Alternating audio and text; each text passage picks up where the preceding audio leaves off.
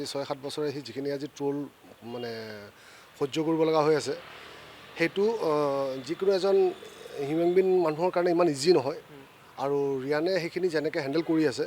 সেইটো সঁচাকৈ মানে আমাৰ কাৰণে মানে কি বৰ মানে ইজি হৈ গ'ল সি হেণ্ডেল কৰাটো যদি নিজে হেণ্ডেল কৰিব নোৱাৰিলে হয় তেতিয়াহ'লে হয়তো তাৰ কাৰণে অকণমান অসুবিধা হ'ল হয় আৰু সি যেনেকৈ হেণ্ডেল কৰে আৰু প্লাছ আমাৰ লগত কথা পাতি পেলাই বা কথা পাতিলেও বা যেনেকৈ যি কৰিলেও সেইটো তাৰ নিজৰ আজি ফেমিলি হিচাপে আমাৰ ডেফিনেটলি পেৰেণ্টছ হিচাপে আমাৰ বেয়া লাগিব কিন্তু বেয়া লগাৰ পিছত হেণ্ডেলটো আমি কৰি দিব নোৱাৰিম সি নিজে কৰিব লাগিব আৰু ঠিক তেনেকৈ সি হেণ্ডেল কৰি গৈ আছে আৰু তাৰ যিটো মানে কেৰিয়াৰ গ্ৰাফ যেনেকৈ গৈ আছে সকলোৱে জানে আৰু আজিকালি কি ক্ৰিকেটটো সকলোৱে ফ'ল' কৰি আছে ক্ৰিকেটত কি হয় ইভেন হয়তো বেলেগ ইভেণ্টত হয়তো কিবা এটা অলপ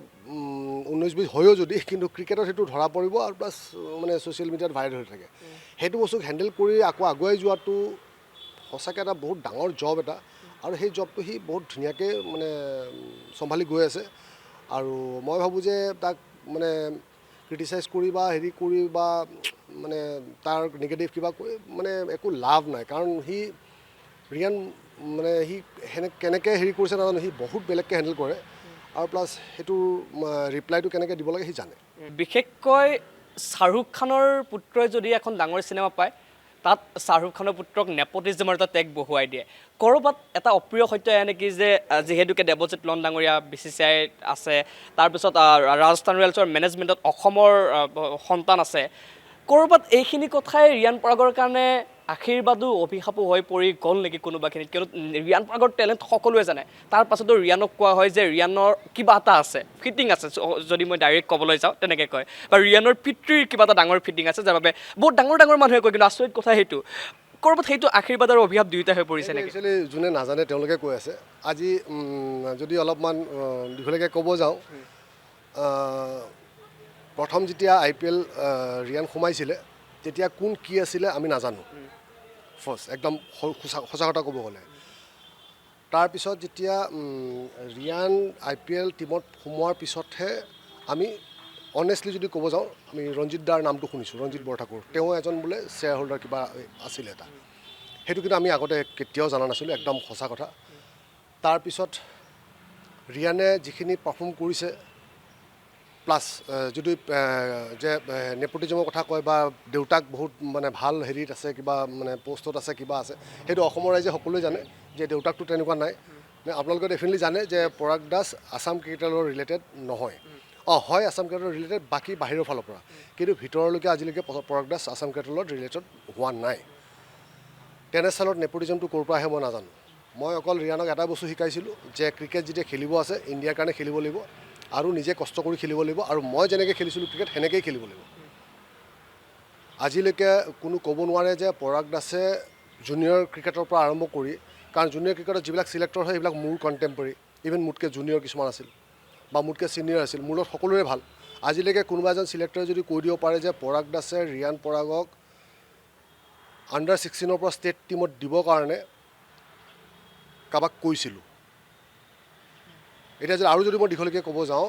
মই এই পৰাগ দাসে যেতিয়া ৰিয়ান পৰাগ খেলি আছিলে under-16-19 হ'ব নেকি চাগে চিলেক্টৰ এজনৰ লগত মোৰ আৰ্গুমেণ্ট লাগিছিল মই যদি নাম খোলাকৈ যদি ক'ব যাওঁ সেইটো হ'ল সাহিল জৈন মই সাহিল জৈনৰ নামটো কৈছিলোঁ যে সাহিল জৈনে কি কৰে কি নকৰে সেইটো বেলেগ কথা কিন্তু সেই ক্ৰিকেটাৰ ইজ এ ভাল ক্ৰিকেটাৰ তাক আমি বেক কৰিব লাগে চিলেক্টৰ এজনে সেইটো অপ'জ কৰিছিলে কিন্তু সেইখিনি সময়ত ৰিয়ানো আছিলে সেই কেম্পতে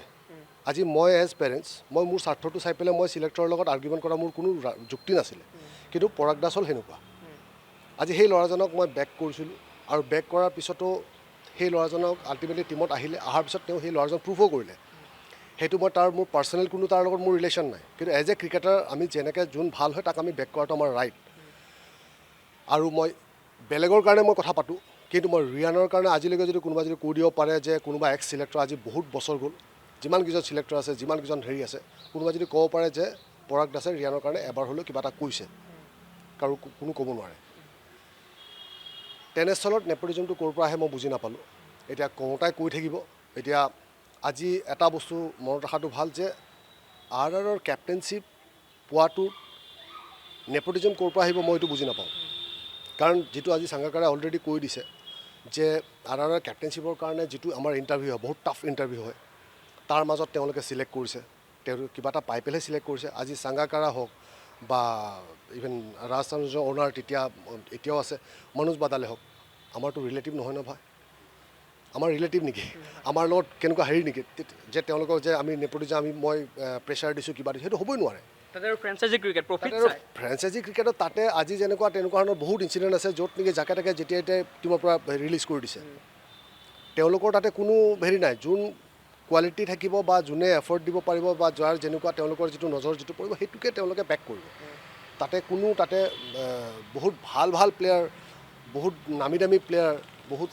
এষ্টাব্লিছ প্লেয়াৰকো টিমৰ পৰা ওলাই দিয়া হয় তেনেস্থলত ৰিয়ান যে সেনেকুৱা ধৰণৰ চিটুৱেশ্যন এটাত আহিব সেইটো কল্পনাৰ বাহিৰত এতিয়া যোনে ভাবে এতিয়া ভাবাটোতো আমাৰ হাতত নাই এতিয়া বাহিৰত যোনে ভাবে যোনে যি কৈ থাকে এইটো ক'ব পাৰে এইটো তাতে আমাৰ ক'বলগীয়া একো নাই